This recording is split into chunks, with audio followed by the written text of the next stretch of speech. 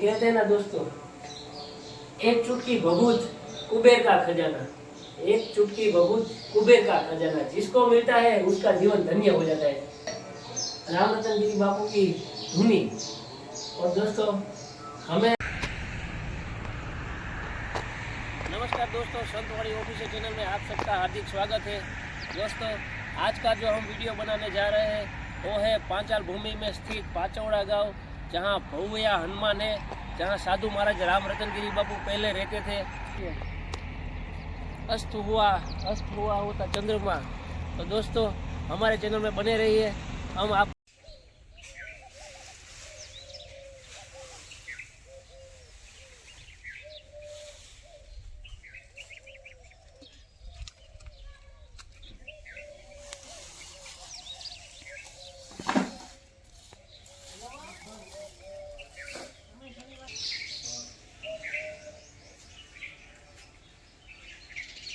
तो हमने आपको जो माहिती दी, जो हमारे बफैया हनुमान यहाँ के महान साधु संत हो गए राम रतन गिरी बापू, तो उसके पूरे मंदिर और यहाँ का जो कुटिया और उनकी जो धुनी सब जगह है, तो हम आपको दिखाएंगे दोस्तों।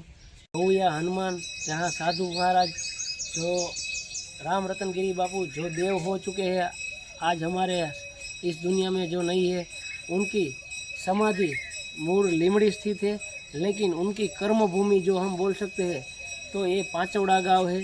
और उनका मंदिर, यहाँ उनकी धुनी, उनका प्रतिमा भी इधर है, तो उन सब के हम दर्शन करेंगे दोस्तों। और शुरुआत हमारे आश्रम और मंदिर की पुराना जो हमारा वृक्ष है वो इसे वडला बोलते हैं, बरगद का पे देखो देखते हैं।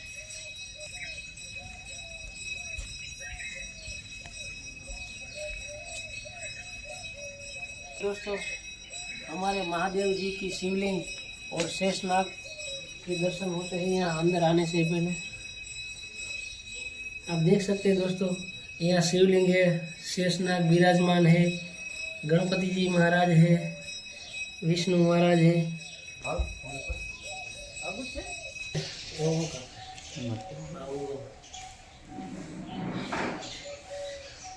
बोलो दोस्तों, ये है हमारे हनुमान जी के प्रिय वानर। तो आप देख रहे हैं थोड़े से वानर भजन कीर्तन कर रहे हैं, और जो लेफ्ट साइड में है कुछ गलत देखना नहीं है, गलत बोलना नहीं है, गलत सुनना नहीं है, वही जो हमारी किताबों में आता है वही पूरा वर्णन किया हुआ है दोस्तों। तो हमारे भव्य हनुमान में हमारे प्रिय दोस्तों, ये हमारे भव्या हनुमान, जिसके नाम से ये पूरी जगह जानी जाती है, और इसके सेवक थे राम रतन गिरी बापू, जो हाल में देव हो गए हैं, और उनकी प्रतिमा है जो हम आपको बाद में बताएंगे। पहले हम दोस्तों आप देख सकते हैं, ये है हमारे भव्या हनुमान, जिसका यहाँ बहुत लोग दर्शन करने आते हैं, और हर शनिवार को यहाँ लोग अपने आप से पूजा करने आते हैं, और जो भी बन पड़ता है वो चढ़ावा चढ़ाते हैं। दोस्तों इस जगह का जो मुख्य उद्देश्य है वही हमारे भव्या हनुमान जी का ही है। यहाँ दोस्तों हनुमान जी का बहुत दोस्तों, ये है हमारे राम रतन गिरी बापू, ये है हमारे भव्या हनुमान जी की विराजमान है, और ये पूरा चौपाई में हनुमान चालीसा लिखा है दोस्तों। श्री गुरु चरण सरोज निज मन मुकर सुधारी, वर्णव रघुवीर विमल जैसे जो दायक फूल चार, बुद्धिहीन तनु जानकी सुमिरो पवन कुमार, बल बुद्धि विद्या देहु मोहे हरे कलेश विकार। हनुमान चालीसा बोलने से हमारे जो शरीर में कुछ भी रोग हो गए तो दूर हो जाएंगे, ऐसे हम मानते हैं। तो आप भी कभी हनुमान चालीसा एक सप्ताह में एक बार बोलना चाहिए दोस्तों, ऐसा हमारा संतवाणी ऑफिशियल चैनल से आपको नम्र निवेदन है। शनि महाराज जहाँ खासियत है दोस्तों, वहाँ शनि नासिक में किसी घर पर ताला नहीं होता दोस्तों, आपने भी सुना होगा। और शनि महाराज जब जिनकी परीक्षा लेते हैं दोस्तों, उसमें मैं भी आ गया और आप सब भी आ गए। इनकी परीक्षा बहुत कठिन होती, लेकिन दोस्तों जो भी इनकी परीक्षा में पास हो जाता है बाद में उसको दुख कभी देखने नहीं मिलता दोस्तों।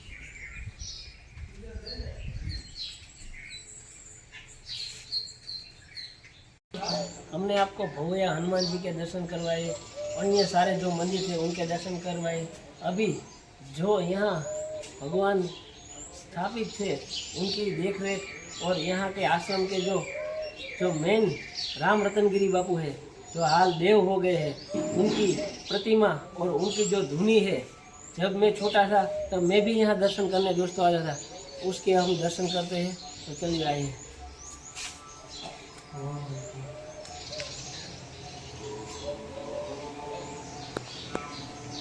तो दोस्तों, कभी भी आप अपने जो भी गुरु महाराज या आपके आसपास जो साधु संत रहते हैं, कभी उनका भी मुलाकात लीजिए दोस्तों, और उनके चरण स्पर्शिए दोस्तों, क्योंकि किसी भी इंसान का कोई ना कोई गुरु होता है। अगर गुरु नहीं होता तो वो शिष्य नहीं बन सकता दोस्तों, और उसको कोई मार्ग नहीं दिखा सकता है। मार्गदर्शक तो सबको चाहिए, गुरु के बिना अधूरा है। जैसे अर्जुन को भी मार्गदर्शन के लिए कृष्ण की जरूरत पड़ी थी महाभारत में, वैसे ही दोस्तों आपके पास अगर गुरु नहीं है तो आपका जीवन व्यर्थ है दोस्तों। तो गुरु महाराज होना बहुत जरूरी है दोस्तों।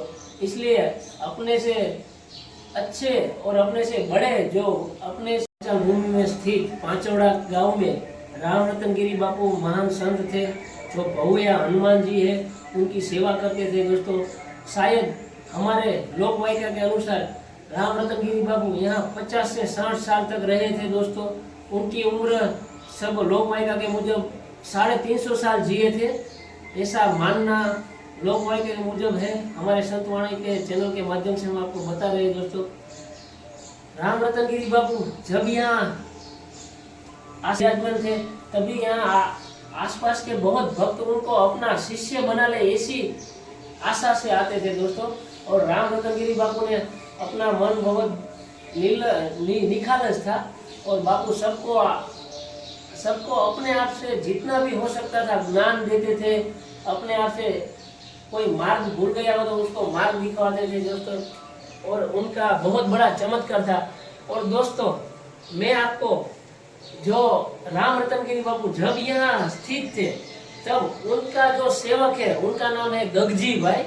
जो गगजी भाई और एक छगन भाई थे, तो छगन भाई को जब झेरी जो कहते हैं ना कोबरा, वो जो हमारा सबसे झेरी कोबरा नाग ने काट लिया था, तब राम रतनगिरी बापू ने अपनी यही धुनी से भभूत और पानी के ग्लास में बुलाकर उनको पिलाया था दोस्तों। और उनका जो झेर था वो गायब हो गया था, और वो फिर से जिंदा हो गए थे दोस्तों। ये चमत्कार को देखने वाले जो गगजी भाई है, जो हाल में भी यहाँ उनकी उपस्थिति है दोस्तों, तो हम आपको अब उनसे भी मिलवाएंगे। और यहाँ जो इनकी कार्यभार देख रेख रखते हैं, आश्रम को संभालते, उन बापू से भी मुलाकात करवाएंगे दोस्तों। तो पहले हम राम रतनगिरी बापू को हम फिर से एक नम्र वंदन करेंगे, जिन्हों भव्य हनुमान पांचौड़ा पांचाल भूमि में स्थित है। वहाँ आपको राम रतनगिरी बापू के दर्शन करवाए, उनकी भूमि आपको दिखाई।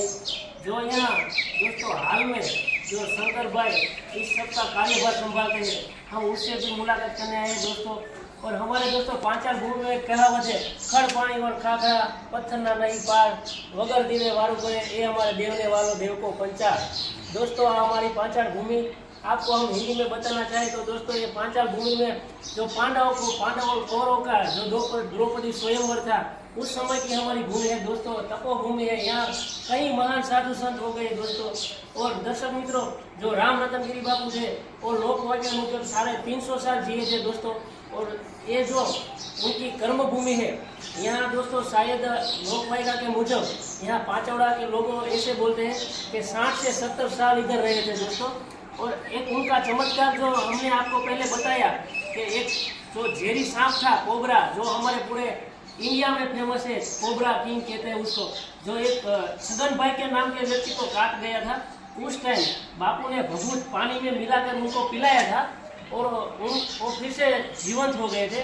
उनका जिंदा दिली दाखला देने वाले हमारे गगजी भाई भी यहाँ प्रस्तुत मौजूद है। तो हम गज्जी भाई से भी बात करेंगे। पहले हम यहाँ जो शंकर भाई यहाँ पूरा कार्यभार संभालते हैं उनसे थोड़ा वार्तालाप करते हैं। फिर हम गज्जी भाई से भी पूछेंगे कि आप बापू जब यहाँ स्थित थे तब उन्होंने उनको लाइव देखा है दोस्तों। तो आप हमारे दर्शक मित्रों को यहाँ के जगह के बारे में कुछ बताना चाहेंगे शंकर भाई? भैया हनुमान जी महाराज सदगुरु श्री राम रतन जी महाराज